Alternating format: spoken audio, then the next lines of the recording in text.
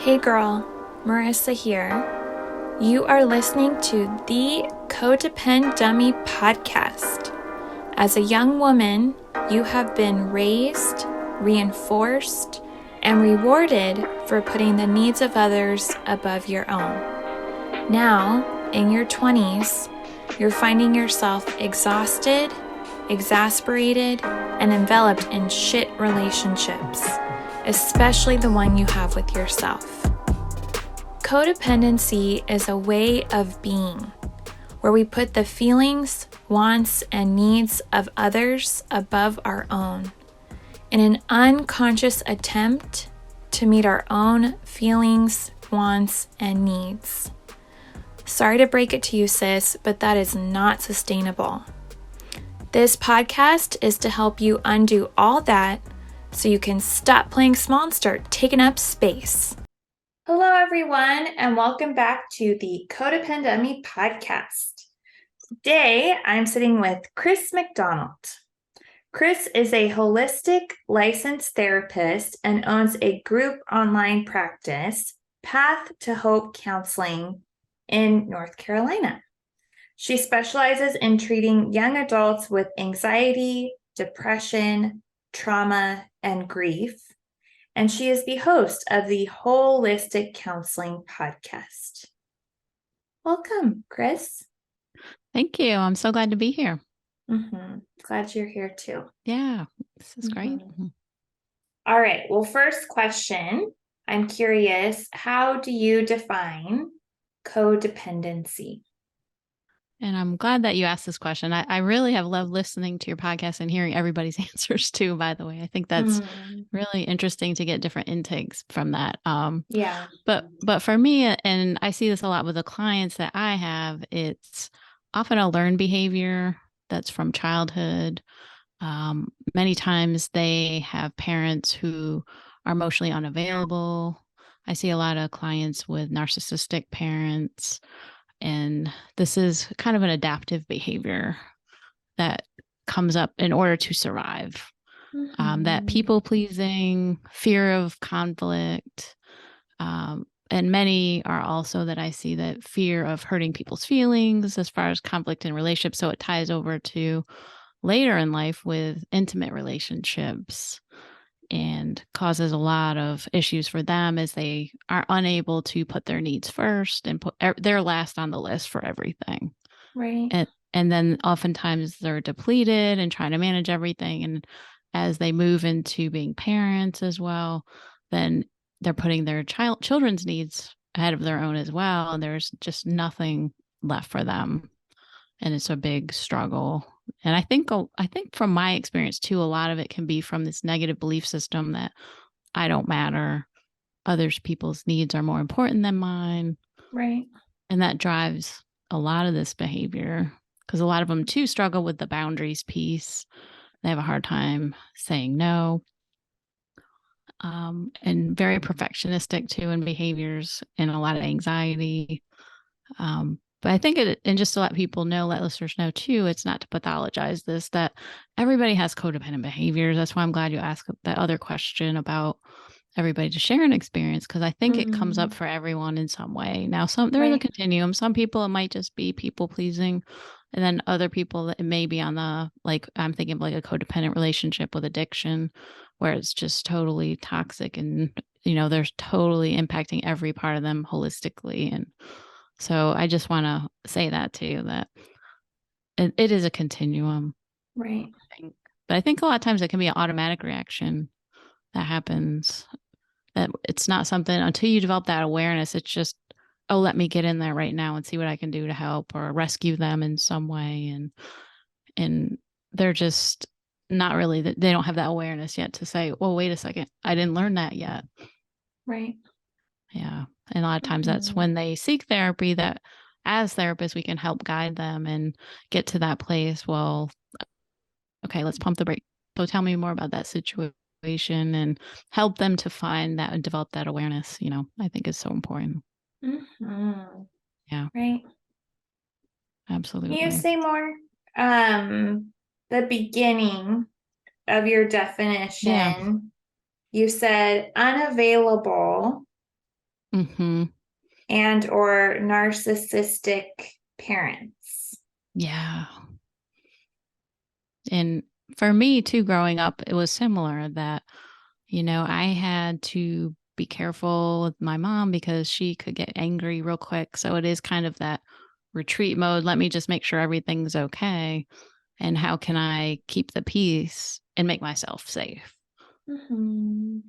And I think that this is a very common experience for those that have some of these codependent behaviors too. It's that trauma response too, an adaptive behavior that this may serve you right as you're growing up, but then it doesn't serve you later on. Right. So Yeah. I'm hearing what how codependency can be a response Yes. to anger in a caregiver, rage in a caregiver. Other thoughts on the makeup traits, signs of an unavailable and or narcissistic parent.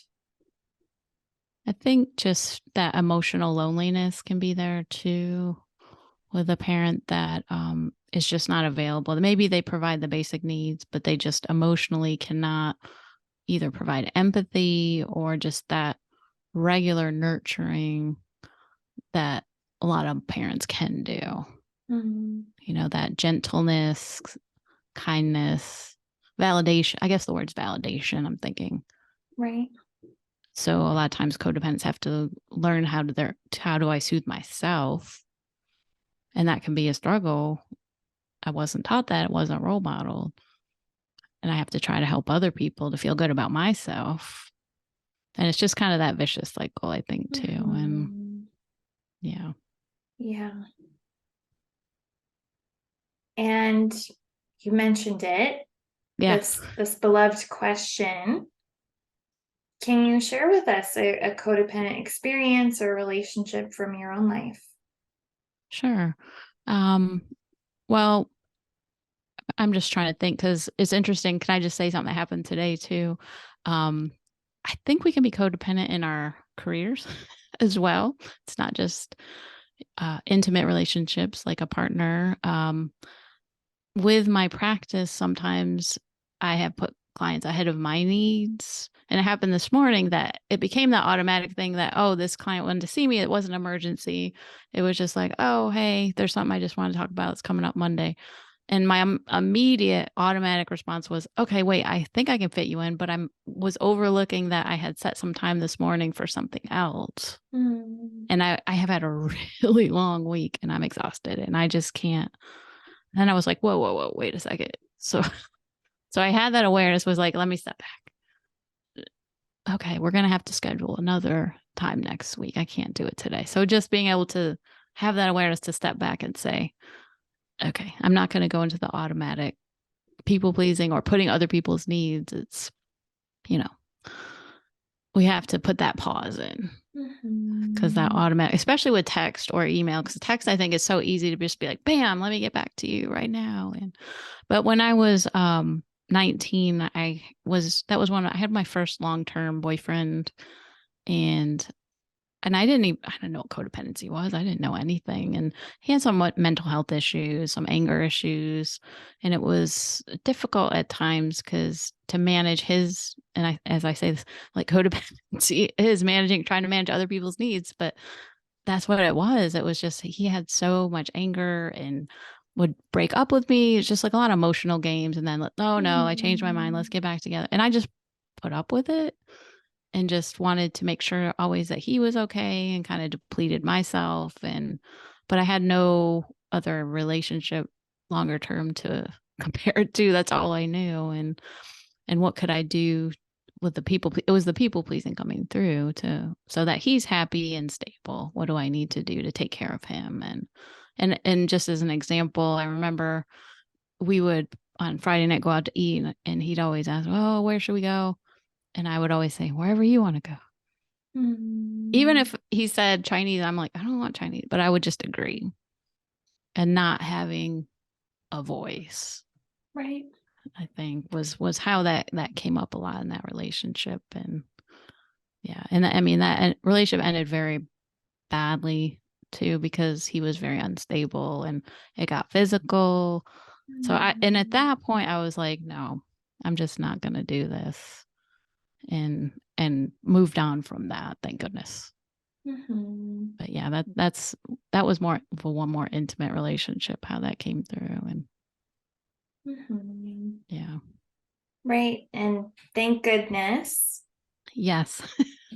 And also the descent we sometimes fall into with these Yeah. wherever you want to go, Friday night dinner plans. But Something just simple as that. Yeah. right. It can be there's a snowball effect.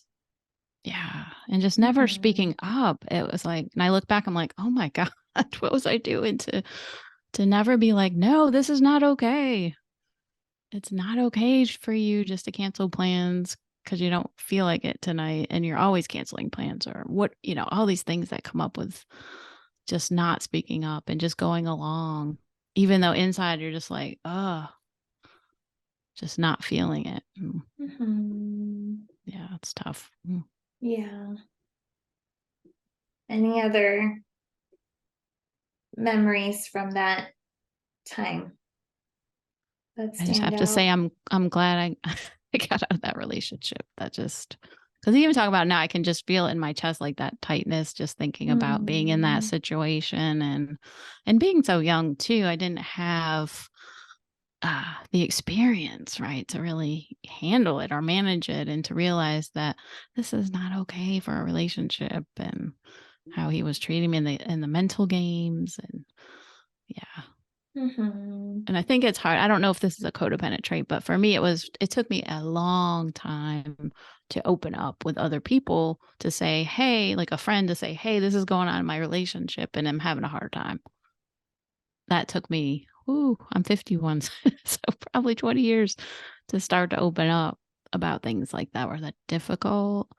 But then I don't think, I'm trying to think if I talked to anyone. I don't think I did. So Mm-hmm. thinking about carrying all of that, right? And I I'm sure think some of your listeners might also have felt that similar situations. totally. Yeah. I sense that as a consequence of putting the needs, we'll say, of a partner above my own in order to get my needs met, if that's not going well, Yeah. Mm. and having to, I'm already invested. I am scared of the judgment from others. So yeah, I don't.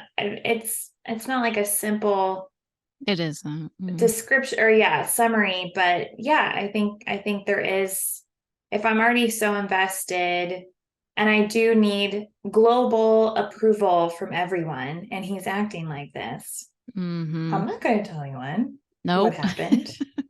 I need them to approve of me. Yeah, and that's it, Mm-hmm. isn't it? Mm. Yeah.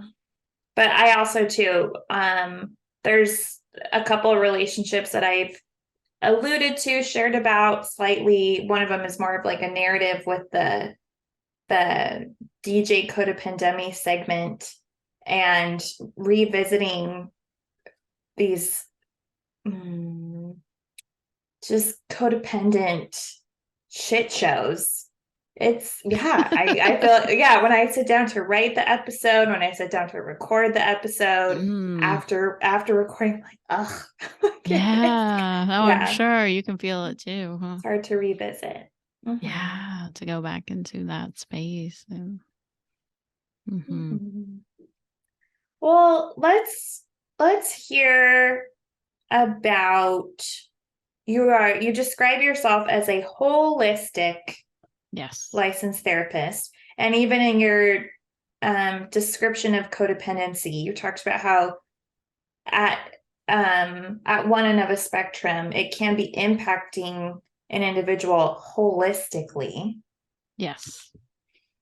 Chris, what does holistic mean to you? And we'll start with that. And like, what is the Sure. holistic approach to therapy? Okay. So holistic is the whole person and looking at not just mentally, but emotionally, looking physically, spiritually, socially. So really looking at the whole, not just parts. And if we look at therapy, holistic counseling or therapy, whatever you want to call it, it's integrating all of those parts into therapy, into the therapeutic process from intake until we're into the session. So that's what I use a lot of different strategies with that, and do a little bit longer intake than maybe some other traditional therapy. I call more traditional therapy that most people are familiar with, sitting in front of a therapist and just sharing about problems and going through your history, talk therapy. But I use the body as well. So I use somatic therapy. I use trauma informed yoga, some gentle movements in therapy with clients. I also do a history of physical issues because sometimes those can impact whether or not if they have depression or anxieties. I've had some clients that have depression, but turns out it's a thyroid issue. And then they go to the doctor, they're on medication for that, and they're not depressed. So I feel like we're doing a disservice if we're not looking at all factors of a person like that, to really look at, is there something else going on? I feel like it's almost like detective role for us if we're a holistic therapist, to really see and try to understand all the factors that could be impacting their mental health, and just having that have a space in the treatment room. Mm-hmm. One of the things I ask my young adults to do, and a lot of them don't want to do this, is to get a physical, because especially the younger they are, they're just resistant to that. I'm healthy, I'm good. Get one anyway. I think that's so important. And I get a release with the doctor too if there's some issues that come up. I think just keeping in that connection with other providers, to really look at treatment, especially some get medication from doctors too for mental health issues. Just having that other part of themselves that is connected to me. So, that I think shows that how I value that for them too, and Mm-hmm. invested in the relationship, and also the spiritual part. So I know a lot of therapists don't like to talk about spirituality or add that as part, but I'm not a quote unquote religious therapist by any stretch, but whatever they bring in, if they want to talk about spiritual practices, then hey, let's go there. And Right. I'm open to hearing what they like to use. And, I may even put as part of their treatment plan that they're going to use, let's say they pray. Okay, that's part of, your coping. But let's see, what can you do to do that more often if you're not doing it anymore, if that helped you in the past. And, really trying to explore these issues with them, and how it can best help them if it's therapeutic for them. Mm-hmm. And socially too, I think is so important too. Are they connected? Do they have their social supports? And how can we help them develop a plan to have more of those supports? Because I do get people that say that I'm the only person they tell issues to. Right. And I'm like, we have to find some other ways for you to connect with other people outside of 1 hour a week. You do need that support. And just Mm-hmm. knowing that all these parts of self are interconnected. So if one is weak, it's going to impact the others, like physical health. If we're not taking care of our physical health, then it's going to impact. And I think of sleep. That's another thing I work on with clients is sleep patterns, sleep hygiene.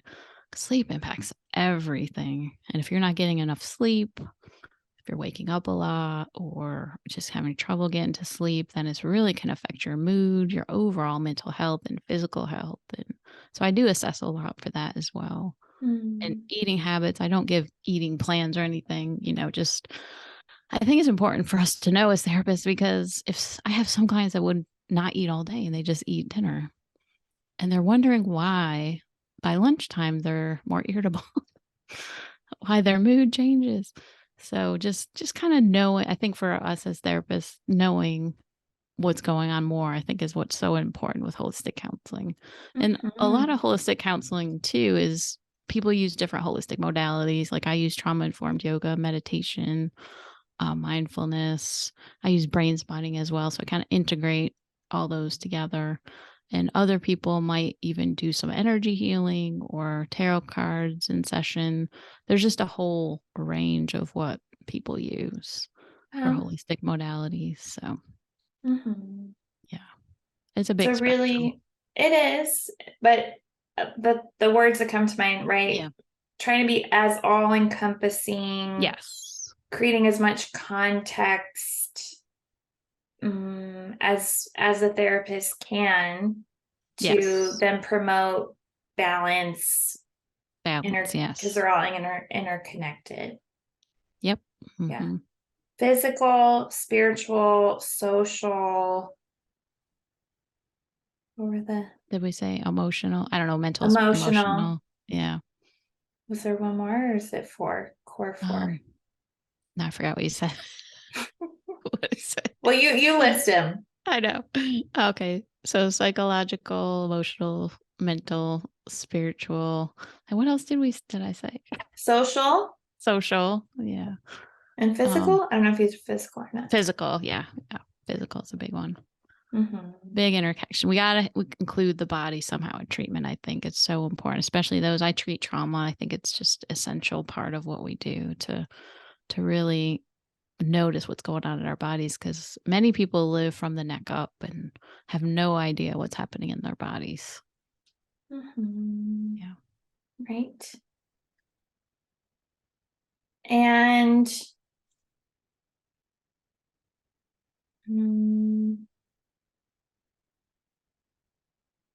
we've already talked about some traits of codependency in your definition and your experience. Yes.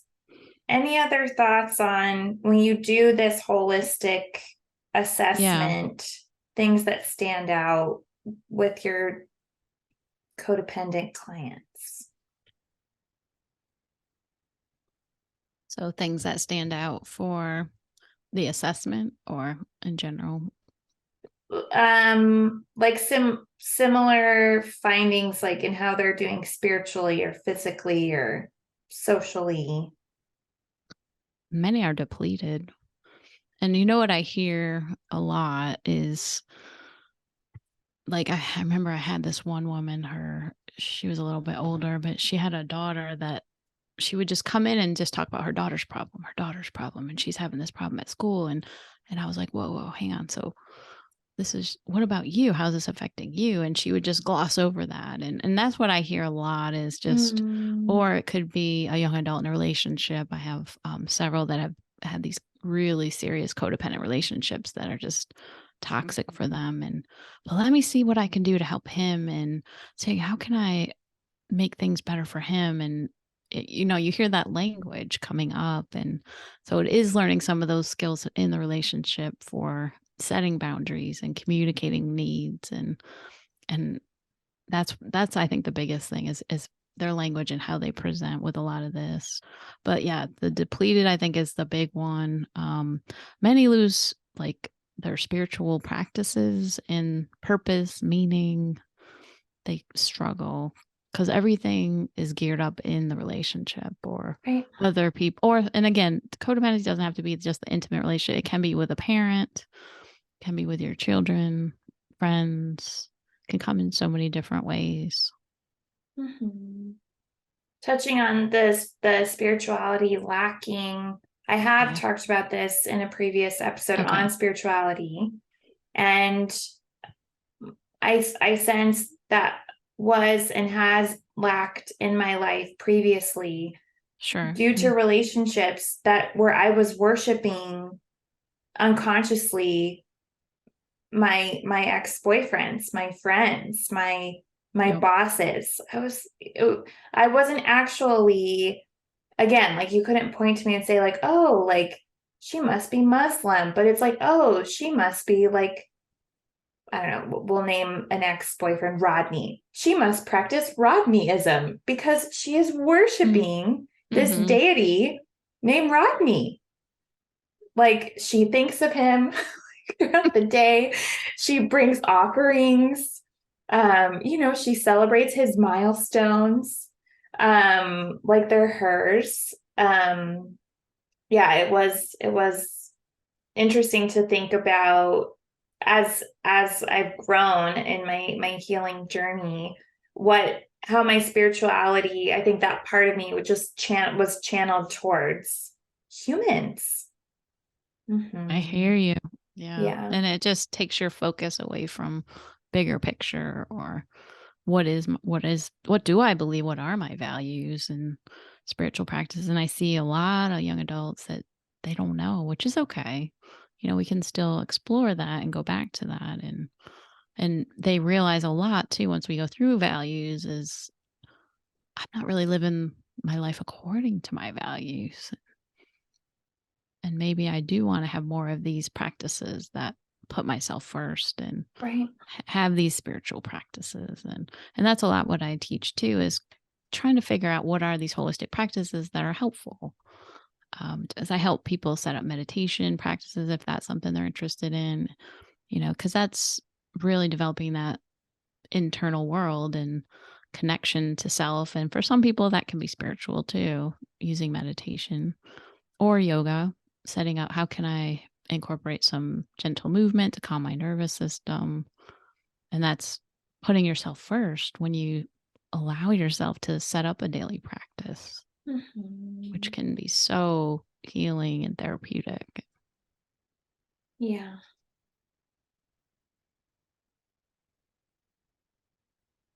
So I want to ask you about how you help your clients set boundaries with others, Sure. find more time for themselves. But before that, Sure. what does it look like? What have you observed for a lack of boundaries and codependence relationship with time? Okay. I see a lot of people that in this, I think young adults too, especially with parents, that all of the quote unquote obligations, and many are trying to find their way still, that independence, and many just feel stuck sometimes that I have to do this because this is my mom or this is my dad is asking for this. And they have that, it's like that internal turmoil, but I don't really want to go to my dad's for his birthday, but I feel like I have to because he's my dad. But every time I go, he makes me very stressed out or whatever's happening. But I see that a lot too. And a lot of times Mm. they do give in with that and don't, because they're not putting their needs first. And that's a real struggle. And what was the question? That was, how does it come up? What do Right, so your effort is to help your clients find more time for themselves. Yes. What Mm-hmm. does the opposite look like? What is a codependence relationship with time? Time. Time is for everyone else, right? So I think I was going with that is, so everyone's other people's expectations, right, of their time. Hey, I need you. Can you stop what you're doing, regardless of what you're doing? So your time ends up being for everyone else and what they want and what they need when they need it. And I think a lot of people get caught up with text or email or messaging that, oh, I got to stop what I'm doing right now and respond right away. No, you don't. You don't have to. And I've had to learn that, a hard lesson with that too, because I was responding right away to some friends. And if they would invite me to something, even when I wanted to have a weekend to myself, I would give it. I'd be like, okay, they invited me, I should go. But I didn't really assess what I wanted. And I think a lot of codependents do that. It's just, this is something that they want. So where then at the end of the week, it's like, wait, I didn't get any time for myself. So that time Mhm. disappears based on either obligations they feel like they have to have with parents or family, friends, and that difficulty saying no, difficulty being assertive.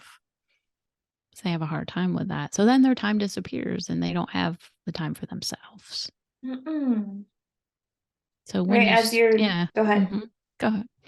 When you start um, setting these boundaries. And I always start with very small, right? We don't want to jump in and be like a bull in a china shop. Let me just set huge boundaries with everybody all at once.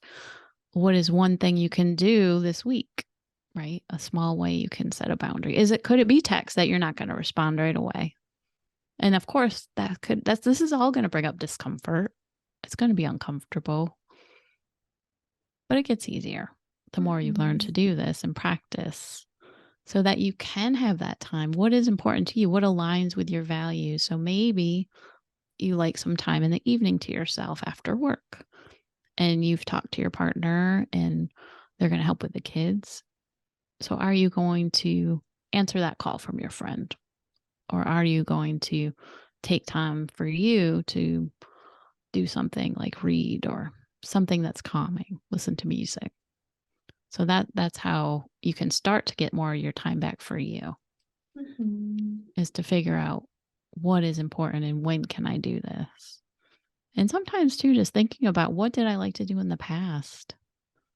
Was there something that I used to get a lot of joy of that I got away from? Especially once you get into a lot of adulting tasks, it's easy to kind of be more serious. And of course, our jobs are careers, serious. We got responsibility, but we got to lighten up too and have some of that fun and going back to play and being lighter with ourselves and laughing and making time for that stuff. So important for your overall well-being.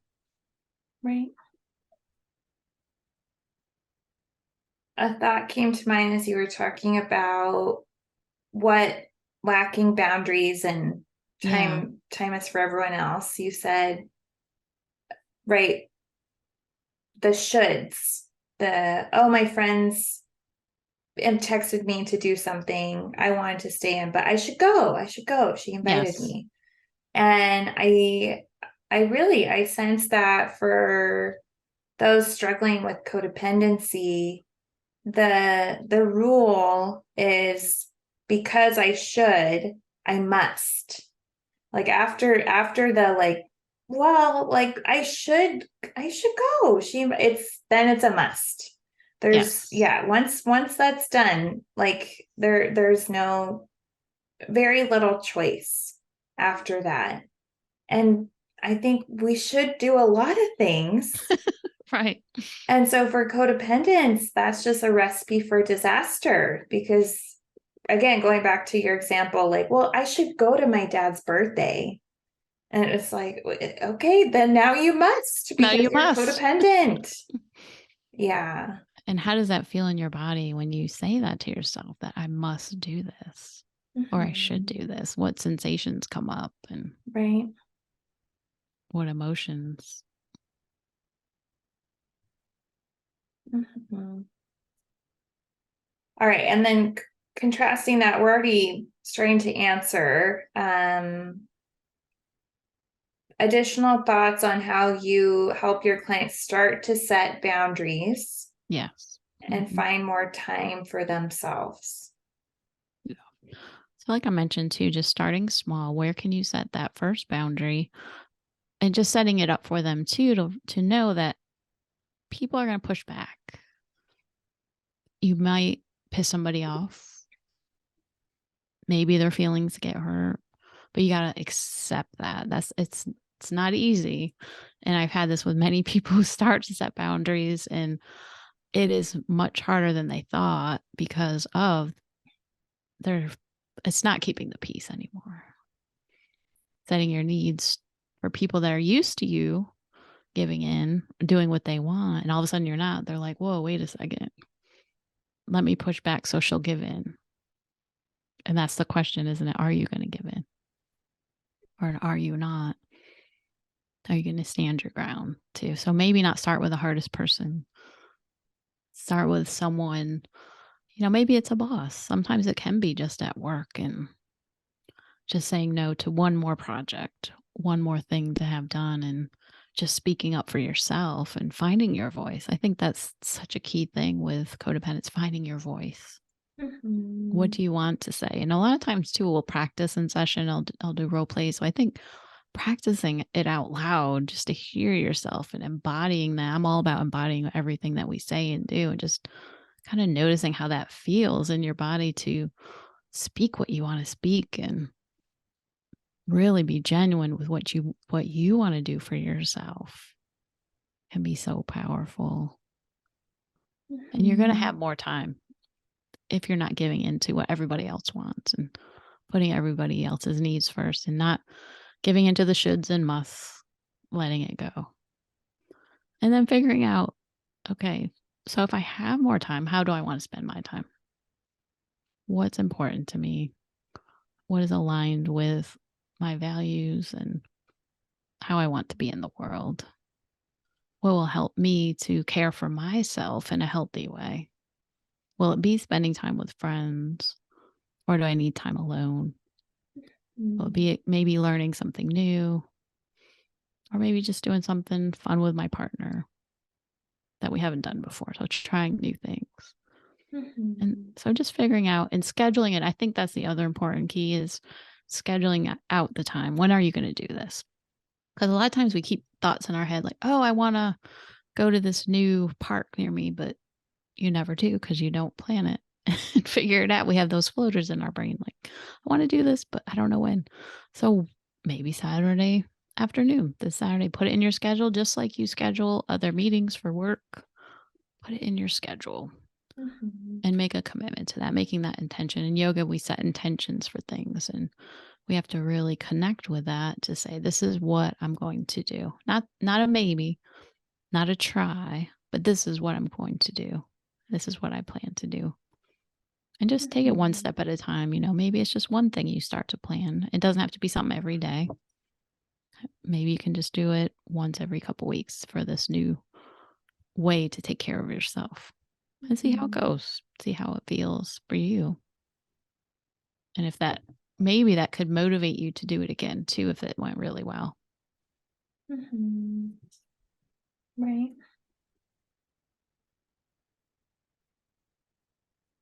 Going back to the anticipated pushback, Yes. hurt, and pissed off. I think one thing, it's so hard on the podcast to talk about setting boundaries because they're so relative to every person, every relationship.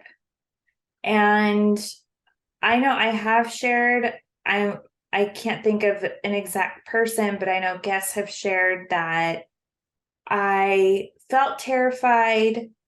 I knew I needed to draw a boundary. I drew a boundary and it went so well. Shocking. The person was so receptive and it was amazing. So now you go out, you fledgling listeners, and go draw your boundaries too. Like it'll all work out.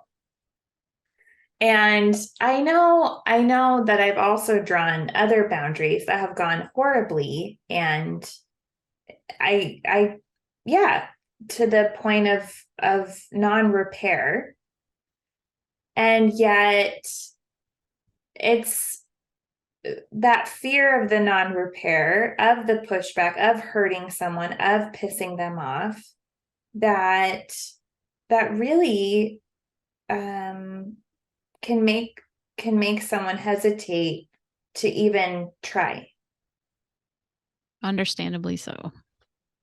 Do you role play that? Like, yeah, what are some just to deal with that reality, which it's just a reality. Yeah. And I think just really accepting that it can be a reality, that it can happen, but just know that you didn't do anything wrong. Because I think a lot of codependents internalize it like, oh, I shouldn't have done this, that this was the wrong thing to do. This is why I've been doing what I'm doing, right? Because I'm going to get this reaction.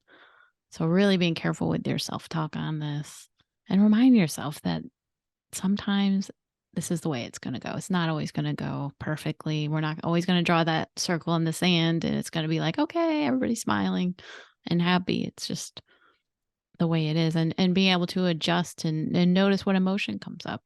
So maybe there's some fear, maybe there's some upset, but it's okay. Just accepting that and just knowing that you still got to stay with the boundary and not give in. Because that's what I think a lot of people do too. Okay, I didn't do the right thing. So, or I did this wrong. So I'm just going to do what they say because this is too painful.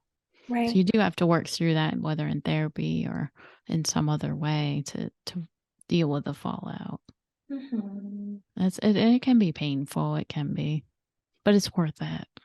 So you're Mm-hmm. worth it. I think just reminding yourself that you're worth setting these boundaries for. You deserve that same time and attention that you give to everyone else. And it's that irony in life, right? Where I'm trying to avoid the pain of the pushback, of hurting someone, of pissing them off. And yet it's painful to be in relation with them as is.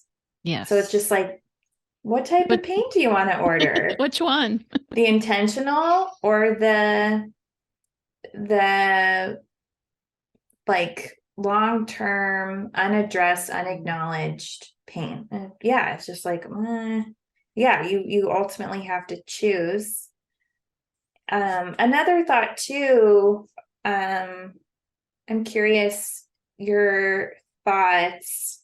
I know I have done this as well as worked on this with my patients where I am preparing to set a boundary Mm-hmm. and I become consciously aware of I'm creating this script. I'm hyper fixated on what I'm saying because I'm trying to control the outcome. Right? If I say this well enough, if I use I statements, if I use assertive communication, if I follow all the rules, I will guarantee a smooth and easy boundary setting. Right. But again, underneath that, I'm aware, I'm like, Marissa, you're really trying to control the outcome here. So your thoughts on, I don't know, just like over preparation again to control the outcome. So, and it sounds like some perfectionistic too, just setting the stage almost in too much. But yeah, I think you can over prepare as well. Of course, we want to be prepared, but when we overdo it, then we're going to cause ourselves more anxiety. And just, I think this goes back to self-compassion too, that, we're going to just try and do the best that we can with this. And sometimes we don't have to learn a script. Maybe we can just have a general idea of what we want to say and go with that. And it's okay. It doesn't have to be perfect. Just kind of, I think of the word, just reducing that perfectionistic tendency that you're still doing the right thing, even if it's not perfect. And just giving yourself a break with that kindness for yourself, that saying that internally, that self-compassion could sound like that. This is hard for me. This is painful. And I may not do it ideally as my therapist might, but that's okay. And sometimes too, even just starting with a positive with the person you're talking to, that doesn't have to be like a negative conversation. And like you said, iMessage it. I'm going to start with an iMessage. But I appreciate that you want to invite me to this event Saturday, but I have other plans and hopefully we'll be able to do something in the future. That is all. It can be short and sweet. So starting with something positive, ending with something positive. And I think that sometimes that can make people relax a little bit too. It doesn't always have to be a serious, like intense conversation. And see how it lands, right? And we never know how it's going to land. No. Just throw it out there. See how it goes. We can't control it. Yeah. We really, right. Bless us for trying. But yeah, it's codependency has so much to do with an unconscious attempt to control other people's reactions. And then here we are trying to address our codependency with this underlying codependent motive, which is controlling the outcome. And we can't let it go. So making that intention of letting it go and trying to approach it with ease.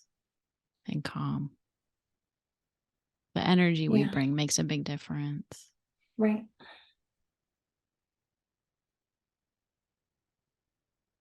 Chris, why is it important for you to set boundaries around self-care? I think it's essential for my functioning, because if I don't, the day can easily get away from me, the weeks, months, so that I'm living my life for other people and other people's needs. So I have to do this in order for myself to be more emotionally regulated, because I have anxiety myself, and it's more under control because of my self-care, because I make sure to do self-care each morning. I do yoga every day, do some meditation, breath work, as well as I've been doing some journaling too. So finding those practices that bring me ease and calm and make me more centered.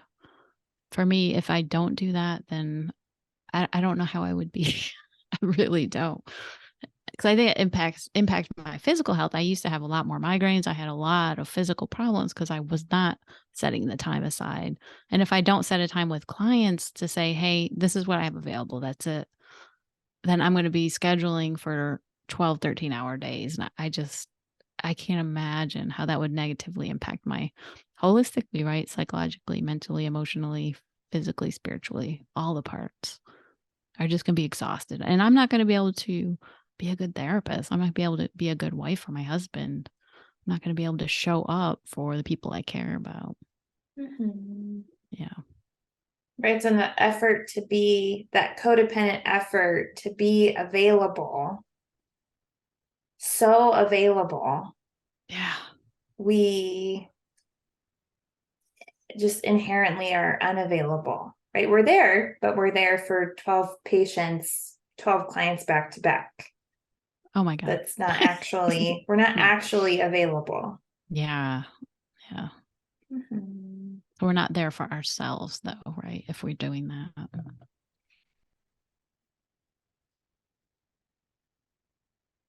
Other thoughts on the holistic perspective on self-care? Yeah.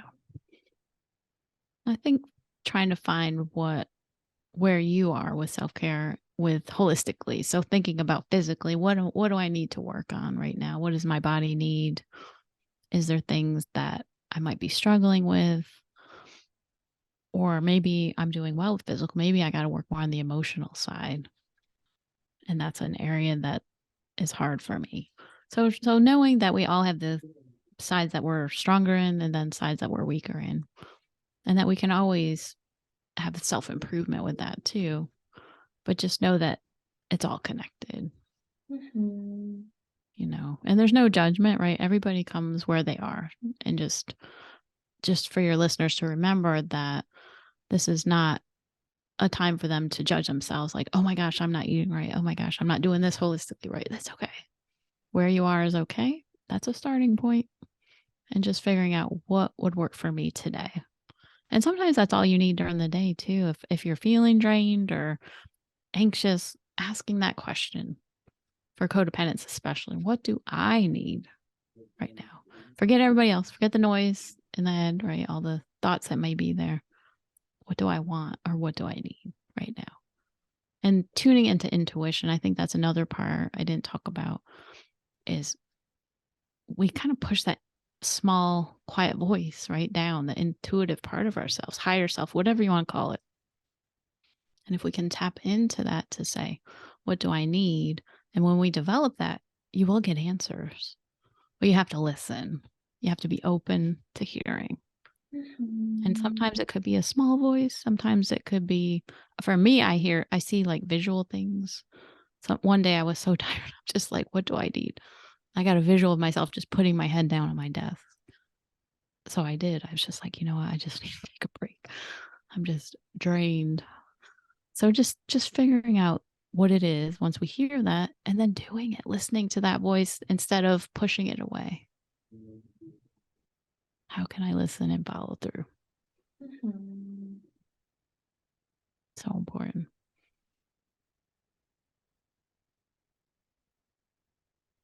Intuition, right? Holistic. Yeah. What reflecting on self-care. So is it mental? Is it emotional? Is it social, physical? Yeah. And then, right, this repetitive question. What do I want? What do I need? What do I want? What do I need? What am I wanting? What am I needing? Yes. And journaling, sometimes journaling, free writing with that. See what comes up. Yeah. Automatic writing.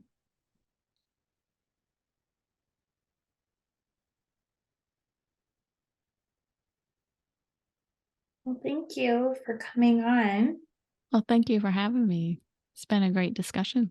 If people, sorry. It's okay. Sorry, everybody. It's raining a lot, so maybe it's a rain warning. If people want to hear more about you, where can they find you?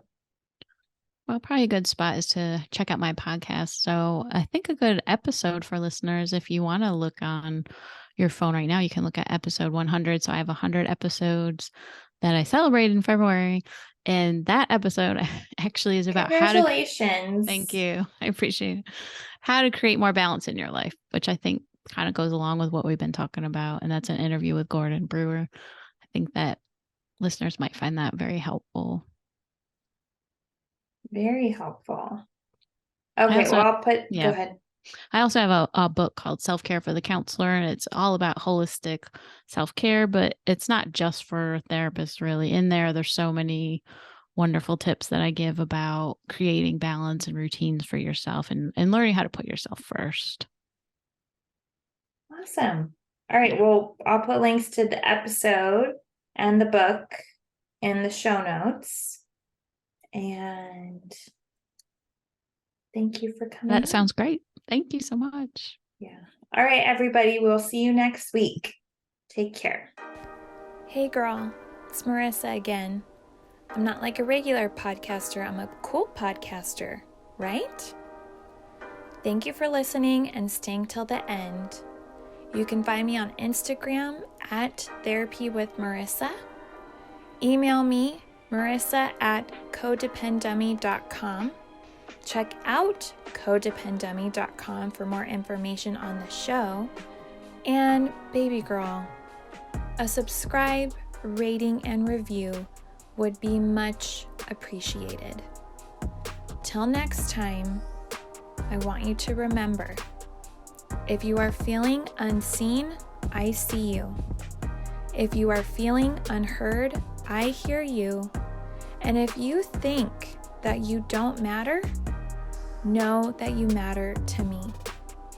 I want you to go out there so you can stop playing small and start taking up space, you dummy. And now, the disclaimer. Girl, this is not therapy, and I am not your therapist. This podcast is designed to provide accurate and authoritative information in regards to the subject matter covered. It is given with the understanding that neither the host, publisher, or guests are rendering any legal, clinical, or other professional service. If you want or need a professional, please